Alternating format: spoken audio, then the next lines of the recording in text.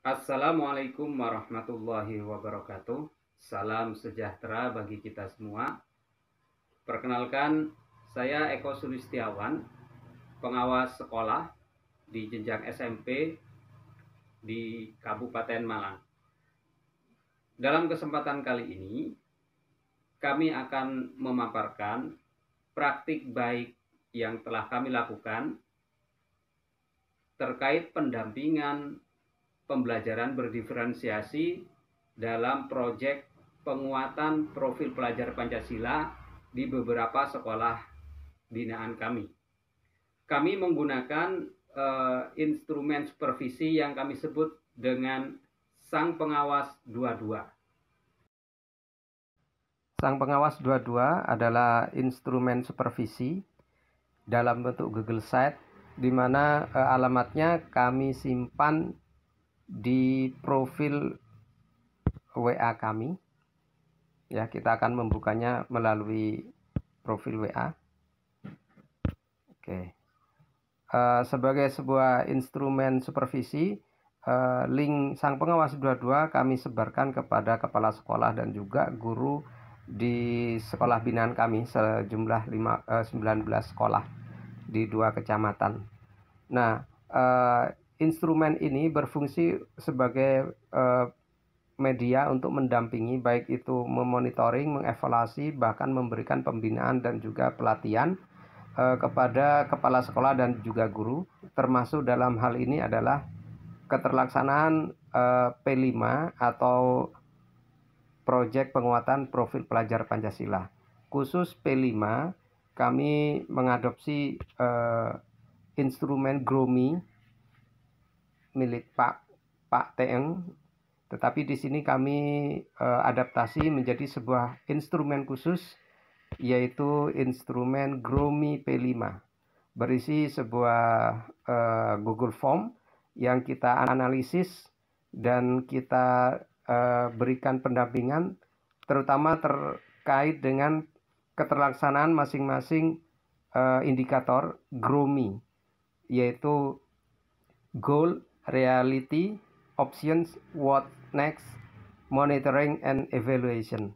Dengan jumlah sekolah binaan yaitu 19 sekolah yang tersebar di 2 kecamatan yang secara geografis sangat berjauhan, sehingga sangat menyulitkan kami sebagai pengawas pembina untuk melaksanakan supervisi dalam waktu yang berdekatan. Oleh karena itu, kami menyusun sebuah Google Site yang kami sebut dengan Sang Pengawas 22. Hasil pendampingan di 13 sekolah yang mengimplementasikan kurikulum Merdeka, dalam hal ini dalam kegiatan proyek penguatan profil pelajar Pancasila, didapatkan data bahwa indikator-indikator GROMI yang diimplementasikan di sekolah tersebut mencapai persentase yang cukup tinggi di beberapa indikator, yaitu GROW. Yang pertama adalah goal atau penentuan tujuan dalam pembuatan modul project, ya, sudah relevan dengan tema dan juga dimensi profil pelajar Pancasila. Demikian juga pelaksanaan beberapa asesmen diagnostik. Beberapa sekolah sudah melakukan dan sangat baik, meskipun di sekolah yang lain ada yang belum melaksanakan, tetapi kita bisa imbaskan dari praktik baik di sekolah yang sudah melaksanakan kepada sekolah yang belum melaksanakan. Berikut akan kami paparkan praktik baik di 3 sekolah yang menurut kami keterlaksanaan indikator GROMI-nya paling tinggi. Yang pertama adalah SMP Negeri 2 Paga dengan tema project yaitu Tiwul dalam hal kegiatan kewirausahaan. Mereka mengeksplorasi makanan khas Jawa yaitu tiwul, tetapi tidak hanya dalam pembuatan, tapi juga sampai studi kelayakan sampai penjualan. Yang menarik di sini adalah penentuan kelompok-kelompok kerja siswa itu didasarkan oleh hasil angket kecerdasan majemuk. Siswa-siswa yang memiliki kecerdasan kinestetik akan difasilitasi dalam langkah proyek, pembuatan dan pengelolaan tiwul, siswa yang memiliki kecerdasan visual lebih ke diarahkan menyusun atau merancang sebuah logo ataupun gambar desain produk.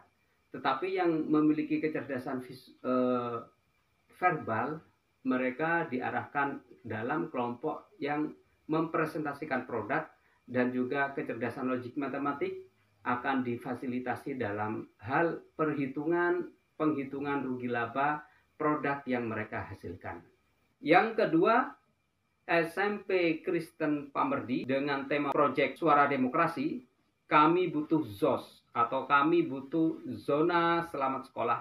Mereka menyuarakan ZOS itu dalam bentuk sebuah proyek P5 yang mana kegiatan P5 ini dibuat secara berkelompok, dan penentuan kelompoknya yang luar biasa menggunakan dua pendekatan, yaitu pendekatan internal dalam bentuk angket atau sejenis angket kecerdasan majemuk juga, dan yang kedua pendekatan eksternal yang dipadukan dengan menggunakan hasil tes psikologi.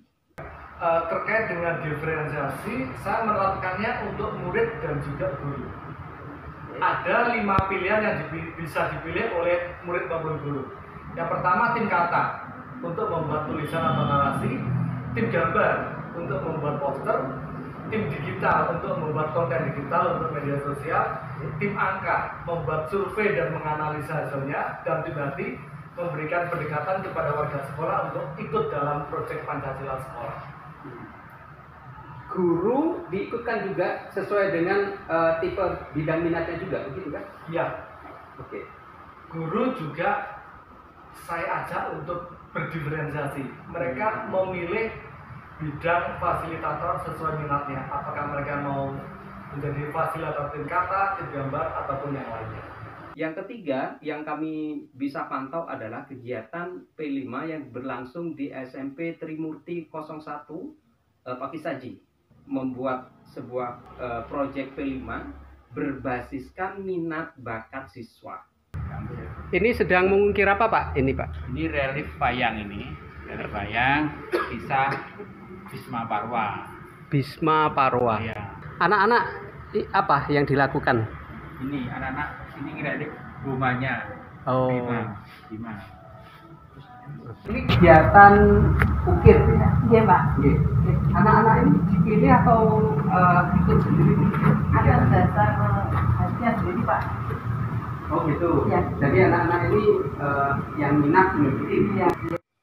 Sebagai tindak lanjut dari pemantauan hasil pendampingan indikator GROMI di 13 sekolah binaan, ketercapaian atau keterlaksanaan indikator GROMI, indikator paling rendah yaitu evaluasi menempati ketercapaian paling bawah yaitu 24,6%.